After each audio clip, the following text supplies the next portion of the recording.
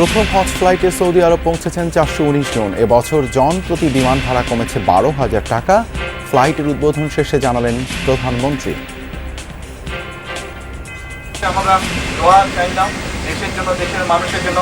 আমি নিজেও আমার জন্য দোয়া চাইছি, যাতে আল্লাহ আমাকে যে দায়িত্ব দিয়েছেন সেই দায়িত্ব যাতে আমি মানুষের প্রত্যাশা মধ্যে পূরণ করতে পারি। জ্বালানি তেল সংকটের বিরূপ প্রভাব স্থলবন্দরে। পরিবহন সংকটে আমদানি পণ্য পরিবহনে বিপাকে ব্যবসায়ীরা, বেড়েছে ট্রাকের ভাড়াও। বেশি তেল পাচ্ছে না, গাড়িরও ক্রাইসিস। তেল সংকটের কারণে গাড়ি কম আসতেছে।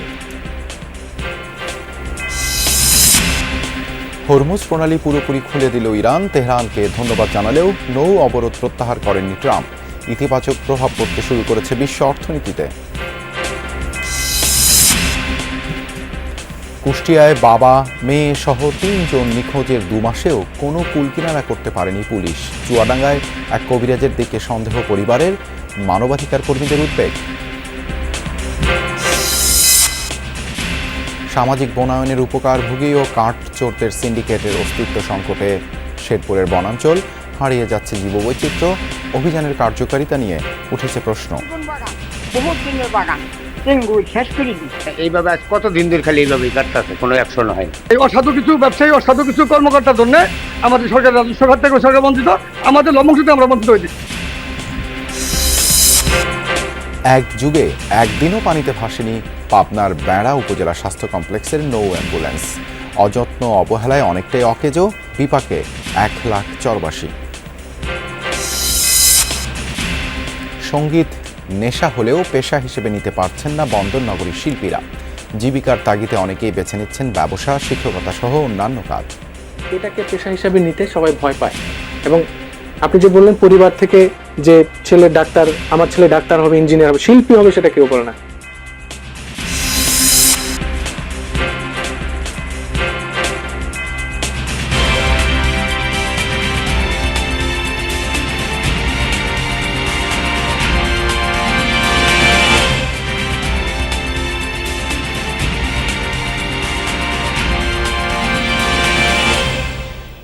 আমন্ত্রণ যমুনা নিউজে আপনাদের সঙ্গে আছি আমি দেবাশিস চন্দ্র সরকার। এতক্ষণ শিরোনাম দেখছিলেন।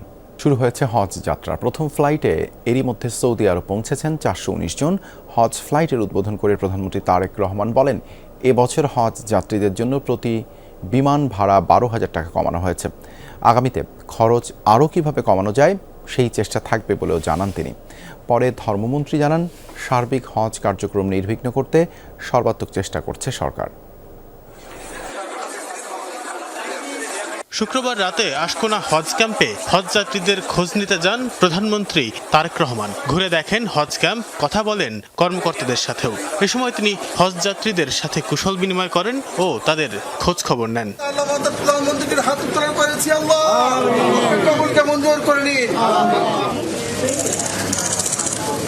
পরে প্রথম ফ্লাইটের যাত্রীদের সাথে সাক্ষাৎ করতে হযরত শাহজালাল আন্তর্জাতিক বিমানবন্দরে যান প্রধানমন্ত্রী। প্রথম ফ্লাইটের যাত্রীদের মাঝে উপহার সামগ্রী বিতরণ করেন এবং ঘুরে ঘুরে যাত্রীদের সাথে শুভেচ্ছা বিনিময় করেন তারেক রহমান। আপনারা শুধু দেশের জন্য না, দেশের মানুষের জন্য দোয়া করবেন। এ সময় বাংলাদেশ থেকে সৌদি আরবে গমনকারী হজযাত্রী ও বিশ্ব মুসলিম উম্মার শান্তি কামনা করে দোয়া করা হয়। বাংলাদেশ সহ সারা পৃথিবীর হাজীগণকে হজ্জে মকবুল এবং হজ্জে মাবরুর নসিব ফরমান। হজযাত্রীদের উদ্দেশ্যে প্রধানমন্ত্রী বলেন, এবার প্রতি টিকিটে 12,000 টাকা কমানো হয়েছে। আগামীতে হজ খরচ আরও কমানোর চেষ্টায় থাকবে বলে জানান তিনি। টিকিটের যে ভ্যালুটা আছে 12,000 টাকা পর্যন্ত আমরা কমানোর চেষ্টা করছি। ইনশাল্লাহ আমাদের চেষ্টা থাকবে যে আগামী বছর আমরা যাতে আরও খরচটা কমাতে পারি। আপনাদের কাছে আমরা দোয়া চাইলাম দেশের জন্য, দেশের মানুষের জন্য। আমি নিজেও আমার জন্য দোয়া চাইছি, যাতে আল্লাহ আমাকে যে দায়িত্ব দিয়েছেন সেই দায়িত্ব যাতে আমি মানুষের প্রত্যাশা মধ্যে পূরণ করতে পারি। পরে এক সংক্ষিপ্ত ব্রিফিংয়ে ধর্মমন্ত্রী জানান, হজ যাত্রা নির্বিঘ্ন করতে সর্বাত্মক চেষ্টা করছে সরকার। আর বিমান প্রতিমন্ত্রী জানান, হজ ফ্লাইট যেন নির্দিষ্ট সময় ছেড়ে যায় সে বিষয়ে সংশ্লিষ্টদের সাথে সার্বক্ষণিক যোগাযোগ রাখা হচ্ছে। হজের উন্নয়নের জন্য যা প্রয়োজন তাই করা হবে। কোনো অন্যায়, কোনো অনিয়ম সহ্য করা হবে না। হজ যাত্রা আরও সুন্দর হবে, সাবলীল হবে এবং হাজিরা আর এই বিগত দিনের মতো এই কষ্টে পড়বে না, এটা আমরা আশা রাখছি। হজযাত্রার প্রথম দিনে 14টি ফ্লাইট ছেড়ে যাবে। এবছর ৭৮,৫০০ জন মুসল্লি বাংলাদেশ থেকে হজের উদ্দেশ্যে সৌদি আরব যাবেন। তানফির সিদ্দিক টিপু, যমুনা নিউজ, ঢাকা। সংকট দিন দিন জটিল হচ্ছে, বাড়ছে হাহাকার। ছুটির দিনে বন্ধ বেশিরভাগ পাম্প। খোলা থাকা ফিলিং স্টেশনগুলোতে হাজার হাজার যানবাহনের সারি। জ্বালানি পাওয়ার আশায় চালক মালিকরা ঘন্টার পর ঘন্টা পার করছেন। তেল সরবরাহ নিয়ে স্পষ্ট কোনো তথ্য না থাকায় ভোগান্তি আরও বেড়েছে। ছুটির দিনেও এমন দীর্ঘ লাইন, কমেনি ভোগান্তি। বরং রাজধানীর বিভিন্ন ফিলিং স্টেশনে তেল নিতে এসে ঘন্টার পর ঘন্টা অপেক্ষা করছেন চালকরা। জ্বালানি তেল নিতে কোথাও 8 ঘন্টা, কোথাও আবার অপেক্ষা করতে হচ্ছে 12 থেকে 13 ঘন্টা পর্যন্ত। গাবতলীর এসসি পাম্পে আমি 3 ঘন্টা যাবত দাঁড়ানো ছিলাম। 150 গাড়ি দেওয়ার পরে আর দেয় নাই। মিরপুর থেকে রাতের 8টা বাজে আসছি, এখন অব্দি ফুয়েল লোড করতে পারি নাই। রাত 9টায় এসে দাঁড়াইছি, এখন বাজে 10:30টার মতো সকাল। এখনো সিরিয়ালেই আছি আর কি, এখন পর্যন্ত যাইতে পারি নাই।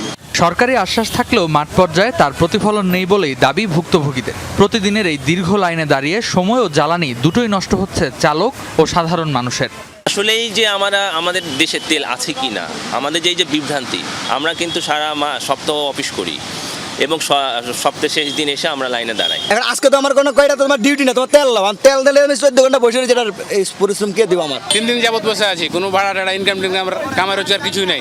আজকে যে পরিমাণ কষ্ট করা লাগছে, গতকালকে আমি রাত্র 2টায় দাঁড়াইছি, আর এখন তেলে এখনো যাইতে পারি নাই আর কি।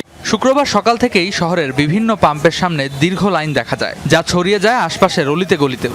চালকরা বলছেন রাজধানীর অনেক ফিলিং স্টেশন বন্ধ থাকায় চাপ বাড়ছে চালু থাকা পাম্পগুলোতে। যে পাম্পে যাই এই পাম্পে শুধু বন্ধ। আমি তালতলা ঘুরে আমি রাত্রে 7টা বাজে আমি পাম্পে এই পাম্পে টাস্টে সিরিয়াল দিছি। আমরা এখানে লাইনে ঘন্টার পর ঘন্টা দাঁড়িয়ে আছি, আর কেউ লাইন ছাড়া ডুবে পড়লে এটা শুধুই আছে কষ্ট না, এটা মনে হয় হৃদয় ভেঙে যাচ্ছে, এরকম একটা অবস্থা। এদিকে এক এক পাম্পে তেল দেয়া হচ্ছে এক এক নিয়মে। কয়েকটিতে ফুয়েল পাস অ্যাপ চালু থাকলেও বেশিরভাগ পাম্পে অগ্রাধিকারের ভিত্তিতে দেয়া হচ্ছে জ্বালানি তেল। সংশ্লিষ্টরা বলছেন অকটেন ও পেট্রোলের চাহিদা বেড়ে যাওয়ায় পরিস্থিতি আরও জটিল হয়ে উঠেছে। দ্রুত সরবরাহ স্বাভাবিক না হলে ভোগান্তি আরও বাড়বে। রেদওয়ান আহমেদ, যমুনা নিউজ, ঢাকা। জ্বালানি তেলের এই সংকটের খবর জানবো আমরা আমাদের সহকর্মীদের কাছ থেকে। শুরুতেই লালমনিরহাট থেকে যুক্ত হচ্ছেন আনিসুর রহমান। আনিসুর, পাম্পগুলোতে কি অবস্থা দেখছেন লালমনিরহাটে? গ্রাহকরা চাহিদা মতো তেল পাচ্ছেন কিনা? দেবাশিস, আপনাকে প্রথমেই শুরু করে আপনি যেটি বললেন যে গ্রাহকরা কীরকম তেল পাচ্ছে, আসলে পাম্পগুলোতে লোকজনের ভিড়। আপনাকে একটু যদি আমি দেখাতে পারি যে এটা লালমনিরহাট বিনিময় ফিলিং স্টেশন। এখানে কিন্তু ভোর থেকে লোকজন আসছেন, তারা কিন্তু তেলের অপেক্ষায় আছেন। এখনও কিন্তু পাম্পের লোকজন কেউ আসেননি। আমরা যেটা জানতে পারলাম যে সকাল 10টা থেকে তারা তেল দেওয়া শুরু করবেন। তবে মোটরসাইকেলের কিন্তু দীর্ঘ লাইন, তারা ভোর থেকে লাইনে দাঁড়িয়েছেন, সিরিয়ালে দাঁড়িয়েছেন। আর এই সিরিয়াল নিয়ে কিন্তু মাঝে মধ্যে আমরা লালমনিরহাটের বিভিন্ন পাম্পে ঝগড়া বিবাদ দেখতে পাচ্ছি, বিভিন্ন পাম্পে মারামারিও হচ্ছে। আর তবে যারা বাইকার, বিশেষ করে বাইকারদের সংখ্যা বেশি, আর শত শত বাইকার ভোর থেকে লাইনে আছেন। তাদের যেটা দাবি যে আসলে দীর্ঘক্ষণ লাইনে থাকার পরেও কিন্তু তারা 300 টাকা করে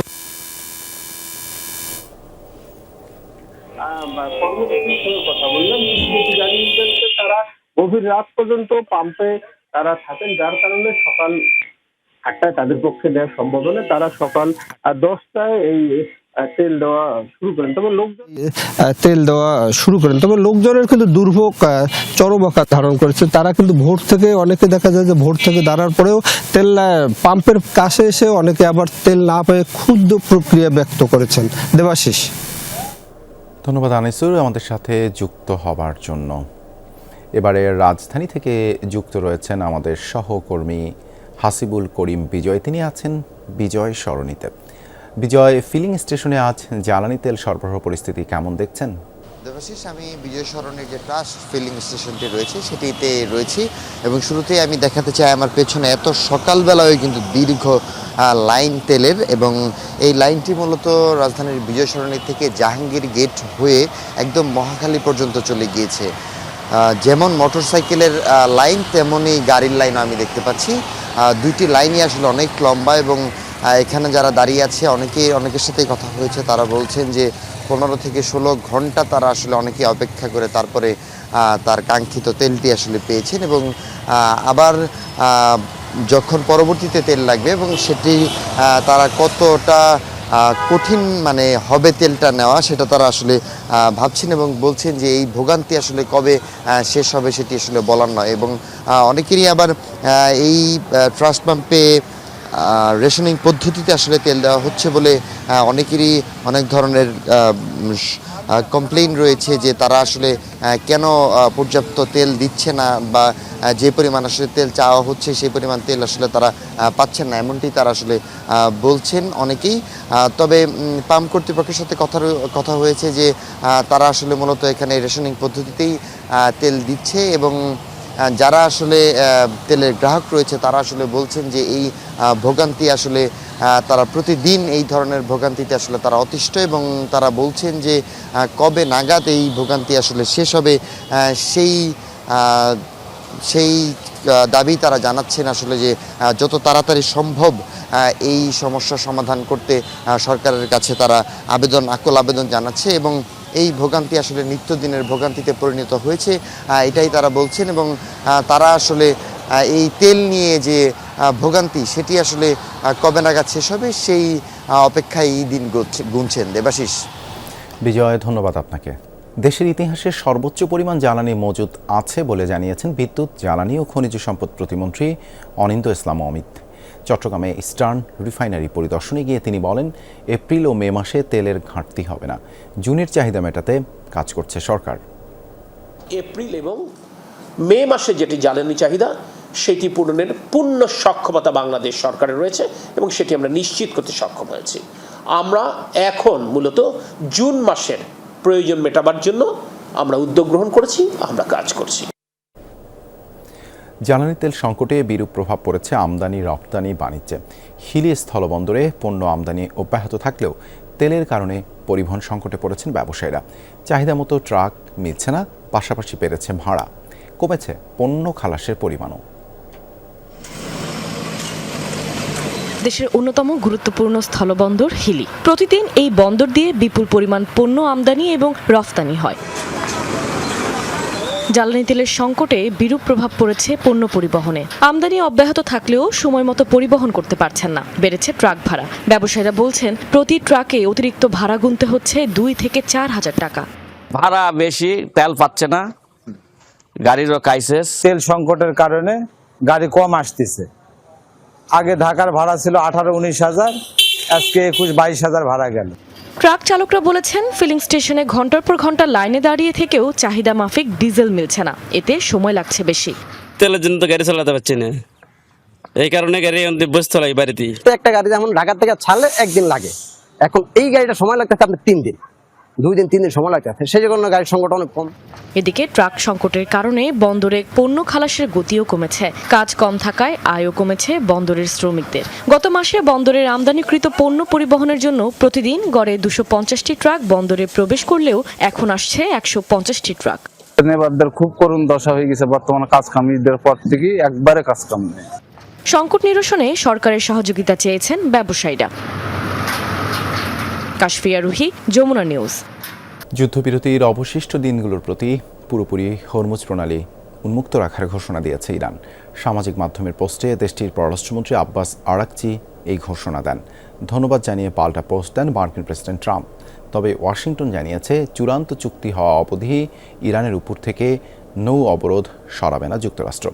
এদিকে হরমুজ প্রণালী খুলে দেওয়ার ঘোষণার পর উল্লেখযোগ্য হারে কমেছে অপরিশোধিত তেলের দাম। বিশ্বব্যাপী শেয়ার বাজারে দেখা যাচ্ছে ইতিবাচক প্রবণতা। হরমুজ প্রণালী, এই সমুদ্রপথ দিয়েই বিশ্বের মোট জ্বালানি তেলের 20% পরিবহন হয়। মধ্যপ্রাচ্যে যুদ্ধ শুরুর পর থেকেই কার্যত বন্ধ হয়ে পড়ে এই জলপথ। জ্বালানি তেলের মূল্য বৃদ্ধি সহ নেতিবাচক প্রভাব পড়ে বিশ্বের প্রায় সকল দেশের অর্থনীতিতে। চলমান যুদ্ধবিরতির মাঝে এ নিয়ে অবশেষে কিছুটা স্বস্তির আশ্বাস দিয়েছে ইরান।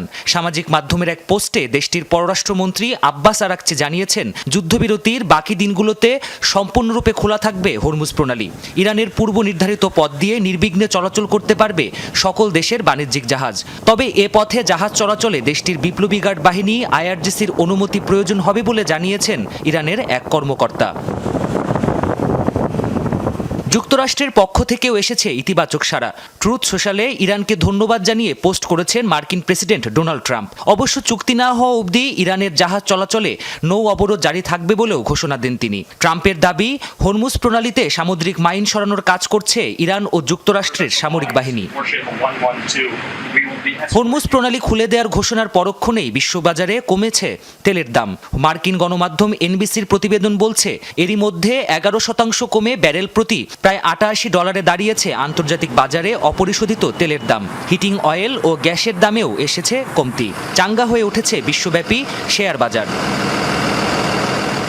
ইসরায়েল ও লেবাননের মধ্যে 10 দিনের যুদ্ধবিরতির পর হরমুজ প্রণালী পুনরায় খুলে দেওয়ার ঘোষণা দেয় ইরান। প্রাণপ্রতিম কুণ্ডু, যমুনা নিউজ। নিজেদের সামরিক সক্ষমতার জানান দিতে প্রথমবারের মতো যুদ্ধের ময়দানে ব্যাপক পরিচিত M46 আর্টিলারি গান পরিচালনার স্পষ্ট ভিডিও প্রকাশ করেছে লেবাননের সশস্ত্র গোষ্ঠী হিজবুল্লাহ। একসময়ের পশ্চিমা নির্মিত যে কোনো কামানের চেয়ে অনেক দূরপাল্লার লক্ষ্যবস্তুতে নিখুঁতভাবে আঘাত করতে সক্ষম এই সমরাস্ত্রটির রেঞ্জ 27 থেকে 44 কিলোমিটার। সেকেন্ডে প্রায় 930 মিটার বেগে সরাসরি আঘাত করে ছিন্নভিন্ন করে ফেলতে পারে যে কোনো টার্গেট। যুদ্ধবিরতি ঘোষণার ঠিক পরপরই হিজবুল্লাহর এমন একটি ভিডিও প্রকাশ করা নিয়ে সংশয় প্রকাশ করেছেন অনেকে।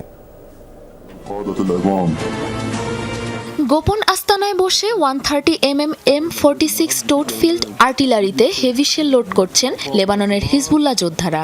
বিকট শব্দে সীমান্তবর্তী ইসরায়েলের কিরিয়াত শমনা শহর লক্ষ্য করে চলছে গোলাবর্ষণ।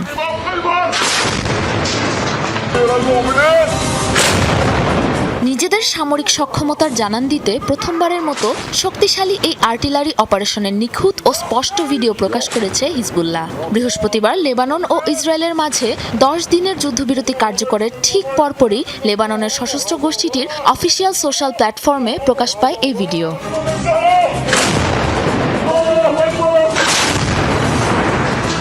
দীর্ঘ সময় ধরে বিশ্বের অন্যতম সেরা আর্টিলারি সিস্টেম হিসেবে ব্যাপক পরিচিত দূরপাল্লার কামানটি 1950 সালে তৈরি করে সোভিয়েত ইউনিয়ন। নৌবাহিনীর M36 নেভাল গানের নকশায় নির্মিত এই আর্টিলারির রেঞ্জ 27 থেকে 44 কিলোমিটার। সে সময় পশ্চিমা নির্মিত যে কোনো কামানের চেয়ে অনেক বেশি দূরের লক্ষ্যবস্তুতে আঘাত হানতে সক্ষম ছিল M46, যা প্রতি মিনিটে পারে 5 থেকে 8 রাউন্ড গোলা ছুটতে। এটি অপারেট করতেই প্রয়োজন অন্তত 8 জন সেনা। প্রায় 7700 কেজি ওজনের এই আর্টিলারির সবচেয়ে প্রধান বিশেষত্ব এর লম্বা ব্যারেল এবং সম্মুখে থাকা মাজল ব্রেক, যার সাহায্যে প্রতি সেকেন্ডে 930 মিটার বেগে সরাসরি আঘাত করে ছিন্নভিন্ন করে ফেলতে পারে টার্গেটকে। যুদ্ধে সাধারণত কাউন্টার ব্যাটারি ফায়ার ও দূরপাল্লার লক্ষ্যবস্তুতে নির্ভুল আঘাত হানতে ব্যবহার করা হয় এই আর্টিলারি গান। ভিয়েতনাম, মধ্যপ্রাচ্য, ইসরায়েল, ইরান, ইরাক সহ বহু যুদ্ধে ব্যাপকভাবে হয়েছিল এই M46 এর ব্যবহার। এখনও রাশিয়া ইউক্রেন যুদ্ধে কার্যকর ব্যাকআপ হিসেবে এই আর্টিলারি ব্যবহার করছে রুশ সেনারা। সাময়িক যুদ্ধবিরতি ঘোষণার ঠিক পরে হিজবুল্লাহর এমন ভিডিও নিয়ে সংশয় প্রকাশ করেছেন অনেকে। সশস্ত্র গোষ্ঠীটির হাতে থাকা M46 ফিল্ড আর্টিলারির মতো মারাত্মক অস্ত্রের উপস্থিতি আরও জটিল করে তুলতে পারে যুদ্ধবিরতির দীর্ঘস্থায়িত্ব, এমন আশঙ্কাও অনেকের। সাবরিনা নুসরাত, যমুনা নিউজ। একদিনে হাম ও উপসর্গ নিয়ে প্রাণহানি হয়েছে আরও 5 জনের। এ নিয়ে 1 মাসের মৃতের সংখ্যা দাঁড়ালো 211। একদিনে রেকর্ড সংখ্যক হাম উপসর্গ নিয়ে রোগী ভর্তি হয়েছে রাজধানীর DNCC ডেডিকেটেড হাসপাতালে। জ্বর, সর্দি, কাশির মতো উপসর্গ দেখা দিলেই হাম আশঙ্কায় শিশুদের হাসপাতালে নিয়ে আসছেন অভিভাবকরা। হামের সংক্রমণ ঠেকাতে জনসমাগম এড়িয়ে চলা, প্রয়োজন ছাড়া শিশুদের বাইরে না নেয়ার পরামর্শ চিকিৎসকদের। হাসপাতালের জরুরি বিভাগে আসা শিশুদের প্রায় সবাই জ্বর, সর্দি, কাশি, পেট ব্যথা নিয়ে আসছে। হামের উপসর্গ থাকায় উদ্বেগ উৎকণ্ঠায় অভিভাবকরা। কেউ 4 থেকে 5 দিন, আবার কেউ 10 দিনের বেশি সময় সন্তান নিয়ে হাসপাতালে। আক্রান্ত শিশুদের বেশিরভাগেরই বয়স 1 বছরের কম। অভিভাবকরা জানান জ্বর, সর্দি, কাশির পাশাপাশি পাতলা পায়খানা ও পেট ব্যথা। শরীরে দেখা যায় র্যাশও। বাচ্চা আমরা এখানে ভর্তি হয়েছি মঙ্গলবার, তখন এতটা সমস্যা ছিল না, জ্বর নিয়ন্ত্রণে আসছে না দেখে শ্বাসকষ্ট শুরু হয়েছে। এখন এখানে পিআইসিইউ সাপোর্ট নেই, বাবুর এখন পিআইসিইউ লাগবে। আগে জ্বর ছিল, জ্বরের পরে হাম হয়েছিল, হামের পরে এখানে চিকিৎসার পরে আল্লাহ দিল এখন ভালো। আজকে টিকিট হাম হচ্ছে আজকে 7 দিন, আর জ্বর ছিল 5 দিন, আর 2 দিন যাবত আমরা এখানে ভর্তি। ওর বয়স 3 মাস, ওরে ভিক্টোরিয়াতে নিয়েছিলাম 5 দিন যাবত জ্বর, তারপর গতকালকে থেকে র্যাশ উঠছে। হাম হয়েছে, প্রথম অল্প অল্প দেখা দিচ্ছে, পরে এখানে আসছি, এখন দেখা যায় পুরা শরীর বাইরে গেছে। 24 ঘন্টায় ডিএনসিসি ডেডিকেটেড হাসপাতালে হামের রেকর্ড 121 জন রোগী ভর্তি হয়েছে। মোট ভর্তি 4 শতাধিক। চিকিৎসকরা বলছেন রোগীর চাপ সামলাতে হিমশিম অবস্থা তাদের। আমরা নিজেরা স্যাটিসফাই হচ্ছি না, আমরা যেরকম তাদেরকে সার্ভিস দিয়ে অভ্যস্ত আমরা সেভাবে দিতে পারছি না। আমরা এরকম বাচ্চাও পেয়েছি যে 17টা হাসপাতাল ঘুরে ঘুরে আসছে। তো গার্ডিয়ানের জন্য প্লাস বাচ্চার জন্য এটা খুবই হয়রানি, এবং মানে বাচ্চাটা ধীরে ধীরে তো অসুস্থ হয়ে যেতে থাকে আরও বেশি। এরকম ভোগান্তি যাতে না হয় সেজন্য আপনারা আগে থেকেই পূর্ব প্রস্তুতি নেবেন। গত 1 মাসে দেশে হাম ও উপসর্গ নিয়ে মৃত্যু হয়েছে 2 শতাধিক শিশুর, আর আক্রান্ত ছড়িয়েছে 20,000। হাসিবুল করিম বিজয়, যমুনা নিউজ, ঢাকা। সময় মতো হামের টিকা দেয়া শুরু হয়েছে। টিকার কোনো সংকট নেই। পর্যাপ্ত সিরিঞ্জ মে মাসের 15 তারিখ পর্যন্ত মজুদ আছে, এমনটাই জানিয়েছেন স্বাস্থ্যমন্ত্রী সরদার মোহাম্মদ শাখাওয়াত হোসেন। দুপুরে সচিবালয়ে স্বাস্থ্য মন্ত্রণালয়ের সংবাদ সম্মেলনে এসব কথা বলেন স্বাস্থ্যমন্ত্রী। বলেন, ডেঙ্গু মোকাবেলায় ব্যবস্থা নেওয়া হয়েছে। আমি আপনাদেরকে নিশ্চয়তা দিচ্ছি, ভ্যাকসিন কার্যক্রমে আমাদের কোনো গাফিলতি নেই, আমাদের গুদামজাত বা স্টকের কোনো ঘাটতি নেই। ইনশাল্লাহ সামনের দিনও ঘাটতি হবে না। আমরা সব সময় যেভাবে এখন কাজ চিন্তাধারা নিয়েছি, সামনের 6 মাস পর্যন্ত আমরা স্টক কনফার্ম রাখবো। ইমাম মাহাদির সঙ্গে দেখা করতে যাওয়ার কথা বলে কুষ্টিয়া থেকে নিরুদ্দেশ হয়েছেন বাবা, মেয়ে সহ 3 জন, যার মধ্যে 2 জন কুষ্টিয়া সরকারি কলেজ থেকে সদ্য উচ্চ মাধ্যমিক পাশ করা ছাত্রী। প্রায় 2 মাসেও কোনো হদিস মেলেনি তাদের। ভুক্তভোগী পরিবারগুলোর অভিযোগ, চুয়াডাঙ্গার এক কবিরাজের বিরুদ্ধে। তবে কবিরাজের দাবি, চিকিৎসা ছাড়া নিখোঁজ ব্যক্তিদের সঙ্গে আর কোনো সম্পর্ক নেই তার। এ ব্যাপারে স্পষ্ট কোনো তথ্য নেই পুলিশের কাছেও। কুষ্টিয়া থেকে রুহুল আমিন বাবুর প্রতিবেদন। গেল ফেব্রুয়ারির 8 তারিখে নিখোঁজ হয়েছে ওয়াহাব মণ্ডল, তার মেয়ে এবং তার মেয়ের বান্ধবী। আমার পেছনে যে ভুট্টার ক্ষেত দেখা যাচ্ছে, ঠিক এই ক্ষেতটিতেই কাজ করছিল ওয়াহাব মণ্ডল। এর মাঝে তার মেয়ে এবং তার মেয়ের বান্ধবী তারা আসার পরে ওয়াহাব মণ্ডলের সঙ্গে দীর্ঘ সময় তারা গুরুত্বপূর্ণ আলাপ আলোচনা করেন। প্রত্যক্ষদর্শীরা এমনটি আমাদেরকে জানিয়েছেন। মামা মেয়ে দুটো আবার এদিক দিয়ে বাড়া চলে আসে, আসে মানে এদিকে দাঁড়া থাকে, আর ওই মামা আবার দেখছি ব্যাগ নিয়ে খুবই জরুরি বলছে, মামি মামি। তা আমি হচ্ছে কি মামা, তো বলছে যে এই ব্যাগটা থুয়ে গেলাম, মামা আসলে পারে এলো ব্যাগটা দিয়ে আসতে বললেন। 2 জনে উঠে সেরে প্রেম দিয়ে এক সুদা উঠে চলে আসলো। তারপর আইসে যে কোন গেল কোনো দিক তাকাচ্ছে না, সুদা হাঁটা ধরেছে। নিখোঁজ ওয়াহাব মোল্লার স্ত্রী জানান, নিখোঁজের আগের দিনই হজরত মোহাম্মদ সাল্লাল্লাহু আলাইহি সাল্লাম ও ইমাম মাহদিকে স্বপ্নে দেখার কথা বলেছিল মেয়ে নুসরাত জিহান। একদিন পরে বান্ধবী ও সহপাঠী একই গ্রামের রুকাইয়া তৃষাকে নিয়ে বাবার সঙ্গে দেখা করে 3 জন একসঙ্গে নিরুদ্দেশ হয়ে যান। স্বপ্নে বলছে, আমি নামাজের পার্টিতে বসে আমি স্বপ্নে দেখলাম ইমাম মাহদি আর মহানবী হজরত মোহাম্মদ সাল্লাল্লাহু আলাইহি সাল্লামের সাথে আমার কথা হয়েছে, দেখা হয়েছে, কথা হয়েছে। আমি বললাম এগুলো সব শয়তানের খেলা, এগুলো বানোয়াট, এগুলো সত্যি না। এদিকে এই ঘটনার কোনো কুল কিনারা পাচ্ছে না বান্ধবীর সাথে নিখোঁজ হওয়া রুকাইয়ার পরিবারও। 8 ফেব্রুয়ারি থেকে ওদের লোকেশন যেটা আছে গ্রাম, এর বাইরে মোবাইলে ট্র্যাকিং এখন পর্যন্ত কোনো জায়গায় কোথাও মানে আমরা পাইনি। তবে তাদের হোয়াটসঅ্যাপ নাম্বার বা মেসেঞ্জার, এখান থেকে যদি কোনো মেসেজ, কোনো কিছু কথা বলার কোনো রেকর্ড বের করা সম্ভব হয়, সেখান থেকে যদি কিছু বেরোয়, এটাই। ওয়াহাব মোল্লার পরিবারের সদস্যরা জানান, চিকিৎসা সূত্রে চুয়াডাঙ্গার জীবননগরের এক কবিরাজের সঙ্গে তাদের পারিবারিক সম্পর্ক হয়। তবে নিখোঁজের পেছনে হাত থাকতে পারে ওই কবিরাজের অভিযোগ তাদের। আমার অসুস্থতার কারণে সবাই ওই কবিরাজের চিকিৎসার জন্য আমি প্রথমে ওখানে গিয়েছিলাম। তারপরে থেকে ওনার সাথে আমার কোনো যোগাযোগ নাই, কিন্তু আমার স্বামী ওনার সাথে যোগাযোগ করত গোপনে। আমি জানতাম না বিষয়টা, ওরা চলে যাওয়ার পরে জানতাম। বিষয়টি আরও ঘোলাটে হয়েছে যখন কবিরাজ আশ্বাস দেন 3 জনকে ফিরিয়ে আনার।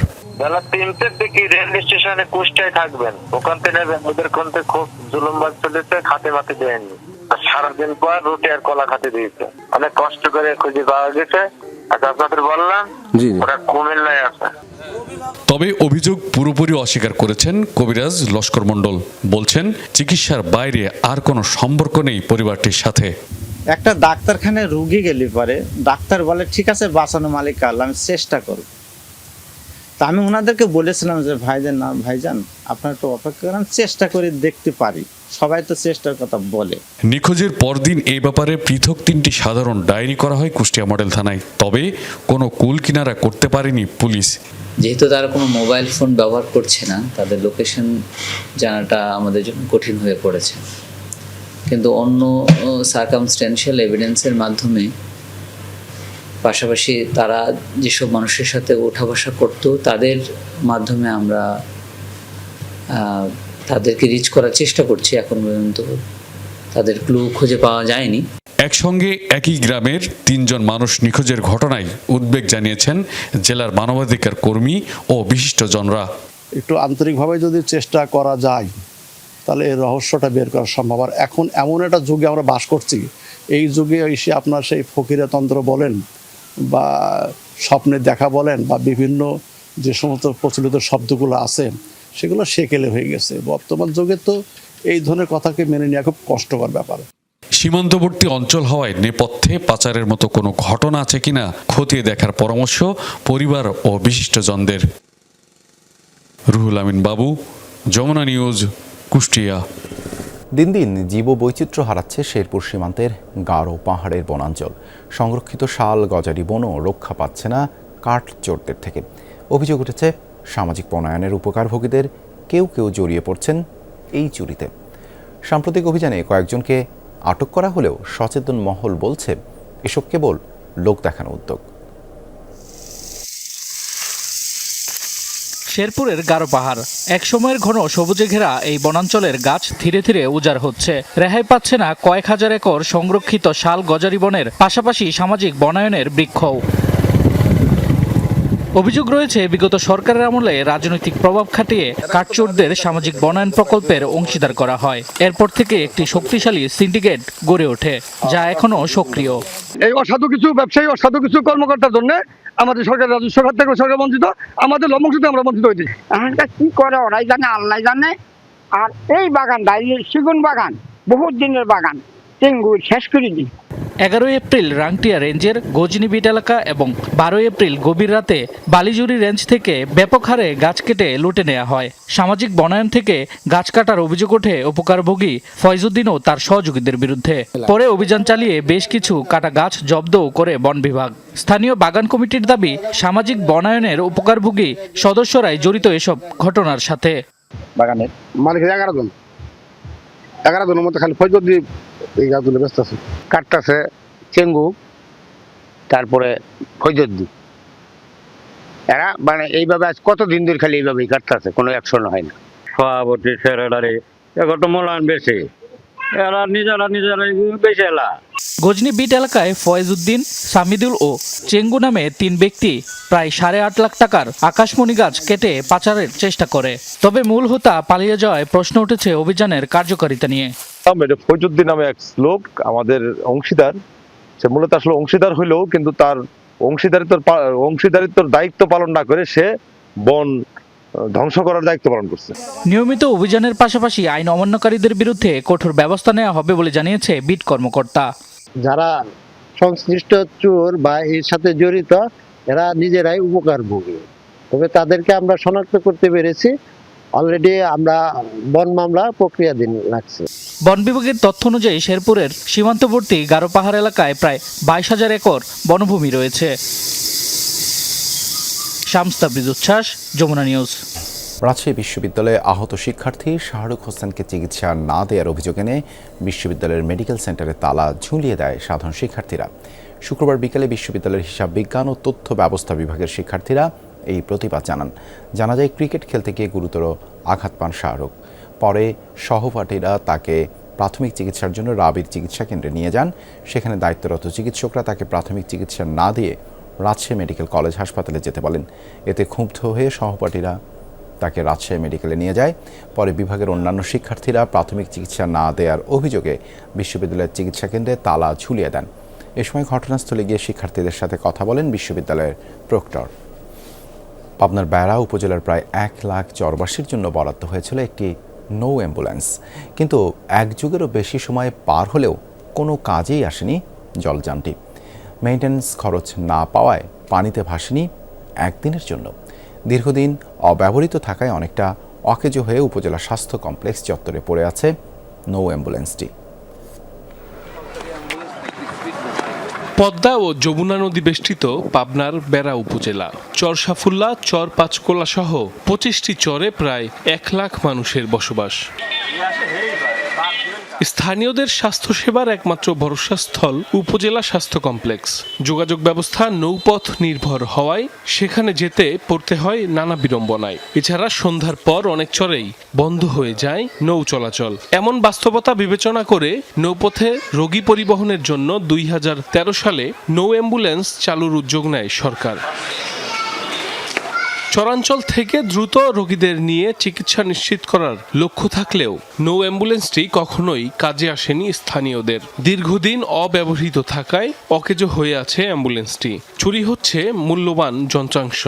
রোগী মুগী অসুস্থ হইলে কোনো পারাপারের সংযোগ, কোনো রাস্তা নাই, খুব সমস্যার মধ্যে আছে। জানা মতে যে ওয়াটার অ্যাম্বুলেন্সে কোনো রোগী কোনোদিন ওঠে নাই। এতটাই দুর্দশা এবং এতটাই অবস্থা সংকটপূর্ণ যে এরা রাত্রে কোনো নৌকা পাওয়া যায় না। স্বাস্থ্য বিভাগের কর্মকর্তা জানান, মেইনটেন্যান্স খরচ না দেয়ায় অব্যবহৃত রয়েছে অ্যাম্বুলেন্সটি। তবে নতুন করে নৌ অ্যাম্বুলেন্স বরাদ্দ পেতে চেষ্টা চলছে। ওয়াটার অ্যাম্বুলেন্সটা আমরা যতদূর জানি 2013 সালে এখানে দেওয়া হয়, কিন্তু এর মেইনটেন্যান্স খরচ এবং ড্রাইভার আসলে সাথে দেওয়া হয়নি। তো দীর্ঘদিন এটা নদীতে পড়ে থাকার ফলে জং ধরে নষ্ট হয়ে গেছে। তো বর্তমানে আমরা চেষ্টা করতেছি যারা একটা অ্যাম্বুলেন্স ওয়াটার অ্যাম্বুলেন্স পাওয়া যায় কিনা, যাতে আমাদের নদী বেষ্টিত বেড়া উপজেলার চরের মানুষ স্বাস্থ্যসেবা পায়।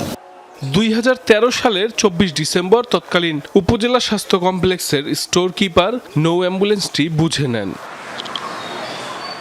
সাইফ আহমেদ, যমুনা নিউজ। খুলনার উপকূলীয় এলাকার লবণাক্ত জমিতে একসময় শুধুমাত্র আমন ধান ছাড়া আর কোনো ফসলই চাষ হতো না। গত 1 দশকে এসব জমির প্রধান অর্থকারী ফলন হয়ে উঠতে থাকে তরমুজ। তবে লোকসানের কারণে তরমুজ আবাদে আগ্রহ হারাচ্ছেন চাষিরা। গেল বছরের তুলনায় এবছর 25% জমিতে কম আবাদ হয়েছে। কৃষকরা বলছেন উৎপাদন খরচ বৃদ্ধি, ন্যায্য মূল্য না পাওয়া সহ নানা কারণে কমছে তরমুজ আবাদ। খুলনার উপকূলীয় এলাকা পাইকগাছা, কয়রা, দাকব ও বটিয়াঘাটায় লবণাক্ততার কারণে বছরের পর বছর অনাবাদি পড়ে থাকত বিস্তীর্ণ জমি। সেই মাটিতেই তরমুজ আবাদ শুরু করেন চাষিরা। শুধুমাত্র গেল বছরই এই অঞ্চলে উৎপাদিত তরমুজের বাজার মূল্য ছিল 1000 কোটি টাকারও বেশি। কৃষি সম্প্রসারণ অধিদপ্তরের তথ্য বলছে 2023 সালে খুলনায় তরমুজ আবাদ হয় 12,225 হেক্টর জমিতে। 24 সালে তা বেড়ে দাঁড়ায় প্রায় 13,000 হেক্টরে। আর গেল বছর তরমুজ চাষ হয় 17,291 হেক্টর জমিতে। তবে চলতি বছর আবাদি জমির পরিমাণ কমেছে 25%। লোকসানের কারণেই তরমুজ চাষে আগ্রহ কমছে কৃষকদের। এই জায়গায় তো সব জায়গায় এইভাবে আর কি তরমুজ চাষ হয়েছে, এইবারে খুবই কম হয়েছে। দাম কমে যাওয়া আর আপনার বছর বছর আপনার কৃষক লসের জন্য অনেকেই এই তরমুজ থেকে সরে দাঁড়াচ্ছে। এটা হচ্ছে গরমের ফসল, গরম যত পড়বে তত সাপ্লাই হবে। কিন্তু এই গতবার যে সময় বেচতে যাবে আর কি বেচার মুহূর্তে, কিন্তু ঝড় বৃষ্টি এবং তারপরে ওই আম, কাঁঠাল, লিচু সব উঠে গেছে, তখন এটির চাহিদা কমে গেছে। চাষিরা বলছেন বৈরী আবহাওয়ায় মিলছে না কাঙ্ক্ষিত ফলন। কৃষি উপকরণের দাম বৃদ্ধিতে বাড়ছে উৎপাদন খরচও। তারপরও মধ্যস্বত্বভোগীদের দৌরাত্মে মিলছে না তরমুজের ন্যায্য মূল্য। দালালরা মনে করেন জমি যদি 3 বিঘা হয় 4 বিঘা করে বিক্রি করতেছে, তখন ব্যাপারীরা ফলের সংখ্যা অনেক কমে যাচ্ছে, তারা কিনে ক্ষতিগ্রস্ত আছে। 1 বিঘা জমিতে ধান চাষ করলে একটা পরিবার সারা বছর বেঁচে থাকতে পারবে। সে কারণে মানুষ আস্তে আস্তে তরমুজের থেকে ফিরে ধানের দিকে আবাদ করতেছে।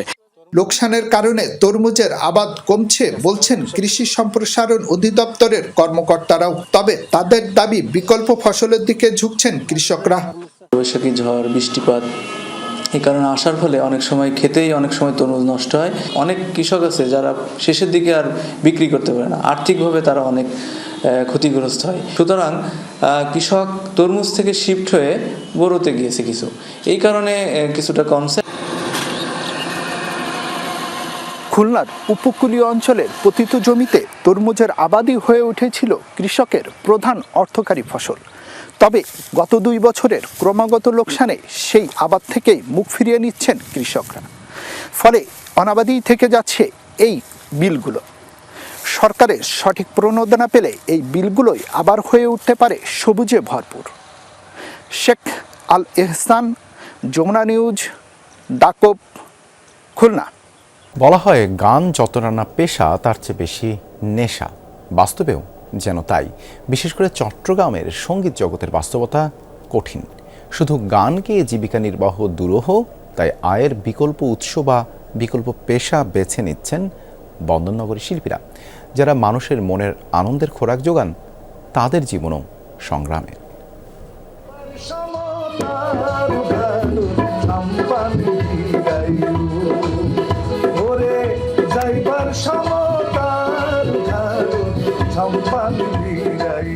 কৈশোরে বেতার, এরপর টেলিভিশনে, মঞ্চে গান গেয়ে শ্রোতাপ্রিয় হন চট্টগ্রামের এই সঙ্গীত শিল্পী আলাউদ্দিন তাহের। এটাকেই পেশা হিসেবে নিলেও নানা সংকটে এখন ভালো নেই এই জগৎ। শুধু গান গেয়ে জীবিকা নির্বাহ করা কঠিন, তাই পাশাপাশি অন্য ব্যবসাও কাজ করছেন বেশিরভাগ শিল্পী। অনুষ্ঠান করে বিভিন্ন শিল্পীরা সংসার চালায়, তারা অন্তত চলতে পারবে। এই অনুষ্ঠানগুলি যদি বন্ধ হয়ে যায় তাহলে অনেক শিল্পী না খেয়ে মরবে। কিন্তু সাউন্ড সিস্টেমের একটা ব্যবসা আছে ছোট্ট, ওখান থেকে তাও এখন আর আসে না, অনুষ্ঠান কমে গেছে যেহেতু। কত যে তোমাকে বেশিছি ভালো, সে কথা তুমি যদি জানতে। এই সুর, এই গান শ্রোতাদের মুগ্ধ করে। শুধু দেশ নয়, দেশের বাইরেও সুনাম কুড়িয়েছেন চট্টগ্রামের এই শিল্পী। ওপার বাংলার সারেগামাপাতে অংশ নিয়ে পেয়েছেন জনপ্রিয়তা। এত অর্জন, ভালোবাসা প্রাপ্তির পরও জীবন সংগ্রামে টিকে থাকতে গানের পাশাপাশি করতে হচ্ছে ব্যবসা। একটা ক্রান্তিকাল চলে আসে দেশের, মানে সংকটময় মুহূর্ত যেটাকে আমরা বলি, সে সময় কিন্তু ওই প্রভাবটা প্রথমেই এসে পড়ে মিউজিকের উপর। তাই এটাকে পেশা হিসাবে নিতে সবাই ভয় পায়। এবং আপনি যে বললেন পরিবার থেকে যে ছেলে ডাক্তার, আমার ছেলে ডাক্তার হবে, ইঞ্জিনিয়ার হবে, শিল্পী হবে, সেটা কেউ বলে না।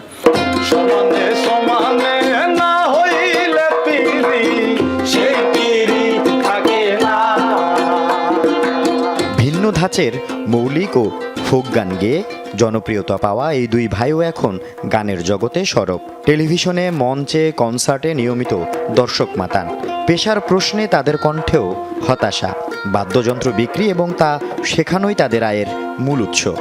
মিউজিক্যাল শপটা, ইভেন স্টুডিওর কাজ, ইভেন সামনে আরেকটা চিন্তা ধারণা আছে যে অনলাইন সুপার শপের মতো কিছু একটা করার। তো এই থেকেই আসলে দেওয়া সার্ভাইভ করার জন্য। ওরা এটা শিখতে চায়, ইউকেলেতে আপনার কর্ড ধরে বাজায়, দোতারা স্টাইলে বাজায়। তো দোতারা স্টাইলে আসলে এটার মূলত একটা ভালো লাগে। এটা আমাদের এখানে চট্টগ্রামে ডিসি হিলে আমরা ক্লাস দেই। কেউ মরে টাকার জ্বালায়, কেউ মরে সংসারে। টাকাই যে জগতের সব, অনেক অভিজ্ঞতা আর কষ্ট থেকে শিক্ষা নিয়ে রচিত এই গানটি যেন অনেক শিল্পীর মনের কথা।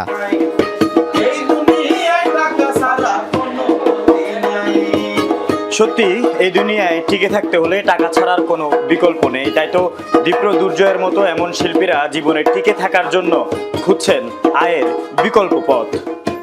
আল আমিন শিকদার, যমুনা নিউজ, চট্টগ্রাম। ইরানের সমৃদ্ধ ইউরেনিয়াম নিয়ে আসা হবে যুক্তরাষ্ট্রে, এমন দাবি করেছেন মার্কিন প্রেসিডেন্ট ডোনাল্ড ট্রাম্প। তিনি বলেন, তেহরান ও ওয়াশিংটন যৌথভাবে বোমায় ক্ষতিগ্রস্ত পারমাণবিক স্থাপনাগুলো থেকে উচ্চমাত্রার সমৃদ্ধ ইউরেনিয়াম উদ্ধার করবে। তবে ট্রাম্পের দাবি পুরোপুরি নাকচ করে দিয়েছে ইরান। কখনোই তাদের সমৃদ্ধ ইউরেনিয়াম যুক্তরাষ্ট্রে পাঠাতে সম্মত হয়নি তেহরান, মন্তব্য দেশটির পররাষ্ট্র মন্ত্রণালয়ের মুখপাত্র ইসমাইল বাঘেই। তিনি আরও বলেন, সমৃদ্ধ ইউরেনিয়াম ইরানের মাটির মতোই পবিত্র, কোনো অবস্থাতেই তা কোথাও স্থানান্তর করা হবে না। ইরানের স্পষ্ট অস্বীকৃতির পরও আবারও একই দাবি করেছেন মার্কিন প্রেসিডেন্ট।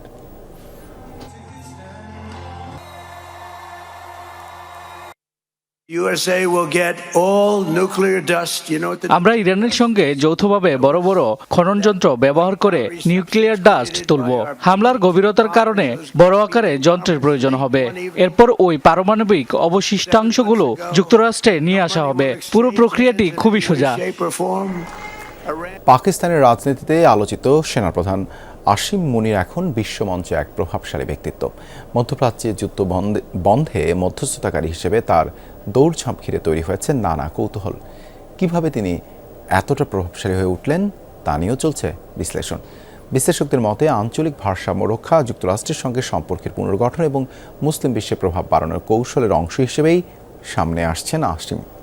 ডোনাল্ড ট্রাম্পের সঙ্গে তার সখ্যতা এবং সাম্প্রতিক কূটনৈতিক তৎপরতা সেই ইঙ্গিতই দিচ্ছে। ইরান যুক্তরাষ্ট্রকে এক টেবিলে বসানোকে বাঘে মহিষে এক ঘাটে জল খাওয়ানোর সাথে তুলনা করছেন অনেকে। এই কঠিন কাজটি বাস্তবে করে দেখিয়েছেন পাকিস্তানের প্রভাবশালী সেনাপ্রধান আসিম মুনির। পাকিস্তানের সাবেক প্রধানমন্ত্রী ইমরান খানের কারাবাস এবং বিরোধী দলের ওপর দমন নিপীড়ন চালানোর জন্য সমালোচনার মুখে পড়েছিলেন এই সেনাপ্রধান। দেশে যখন ভাবমূর্তি সংকটে, তখন আন্তর্জাতিক অঙ্গনে কিভাবে প্রভাবশালী হয়ে উঠলেন আসিম মুনির? কোন জাদুর কাঠিতে এই অসাধ্য সাধন করলেন তিনি? প্রথমেই সবার মনে একটি প্রশ্ন ঘুরপাক খাচ্ছে, তা হলো বিশ্ব রাজনীতির বড় শক্তিগুলোকে পাশ কাটিয়ে পাকিস্তানের সেনাপ্রধানের চওড়া কাঁধে কিভাবে এলো যুক্তরাষ্ট্র ইরান যুদ্ধবন্ধে মধ্যস্থতাকারীর দায়িত্ব? পাকিস্তানি সেনা কর্মকর্তাদের দাবি, কয়েক সপ্তাহ আগে ইসলামাবাদ যখন তেহরান ওয়াশিংটনের মধ্যে মধ্যস্থতার ঘোষণা দেয়, তখন থেকেই এর নেপথ্যের কারিগর আসিম মুনির। আঞ্চলিক সংকট নিরসনে যুক্তরাষ্ট্র ও ইরানের রাজনৈতিক নেতা, সামরিক কর্মকর্তা ও কূটনৈতিকদের সঙ্গে যোগাযোগ রক্ষা করে চলেছেন তিনি। আসিম মুনিরের ক্ষমতাধর হয়ে ওঠার গল্পটা আরও আগের। হোয়াইট হাউসে আমন্ত্রণ পাওয়া প্রথম কোনো দেশের সেনাপ্রধানও এই আসিম মুনির। বৈঠকের পর যুক্তরাষ্ট্র পাকিস্তান সম্পর্ক নতুন মোড় নেয়। ট্রাম্পের সুনজরে আন্তর্জাতিক অঙ্গনেও বাড়তে থাকে মুনিরের প্রভাব। যুক্তরাষ্ট্রের সাথে পাকিস্তানের সম্পর্ক পুনর্গঠন এবং সৌদি আরবের সাথে প্রতিরক্ষা চুক্তি সইয়ে মূল পরিকল্পনাকারী হিসেবে দেখা হয় আসিম মুনিরকে। তাই তাকে ট্রাম্পের প্রিয় ফিল্ড মার্শাল হিসেবেও দেখছেন অনেকে। যুক্তরাষ্ট্র ইরানের সম্পর্কের বরফ গলাতে দ্বিতীয় দফায় দুপক্ষকে আলোচনার টেবিলে বসাতে সম্প্রতি তেহরান সফর করেছেন আসিম মুনির। পাকিস্তানের মধ্যস্থতায় দুই চিরশত্রু সমঝোতার টেবিলে বসতে রাজি হলে এ দফায় ট্রাম্পের পাকিস্তান সফরের সম্ভাবনাও দেখছেন কেউ কেউ। বিশ্ব রাজনীতিতে তার এই প্রভাব পাকিস্তানকে আরও শক্তিশালী মর্যাদাপূর্ণ করে তুলবে বলে ধারণা বিশ্লেষকদের। অস্মিতা বিশ্বাস, যমুনা নিউজ। এই ছিল যমুনা নিউজে এতক্ষণ সাথে থাকার জন্য ধন্যবাদ সবাইকে।